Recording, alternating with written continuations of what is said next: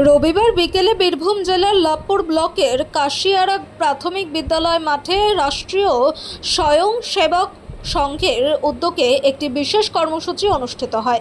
অনুষ্ঠানে সংঘের সদস্য, কর্মী ও সমর্থকদের উপস্থিতি ছিল উল্লেখযোগ্য। সংগঠনের পক্ষ থেকে জানানো হয়, সমাজে শৃঙ্খলা, সংস্কার ও সেবার আদর্শকে আরও সুদৃঢ় করার লক্ষ্যেই এই কর্মসূচির আয়োজন করা হয়েছে। বক্তারা তাদের বক্তব্যে বলেন, সংঘ কেবল একটি সংগঠন নয়, এটি একটি আদর্শ ও চিন্তাধারার প্রতিফলন, যার মূল উদ্দেশ্য শক্তিশালী সমাজ গঠন এবং সেই ভিত্তিতে শক্তিশালী দেশ নির্মাণ।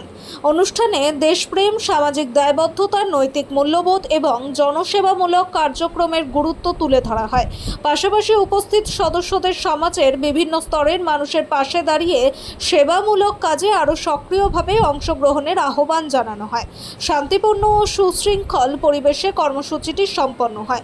উপস্থিতদের মধ্যে সংগঠনের আদর্শ ও সামাজিক কর্মকাণ্ড নিয়ে উৎসাহ ও আগ্রহ লক্ষ্য করা যায়।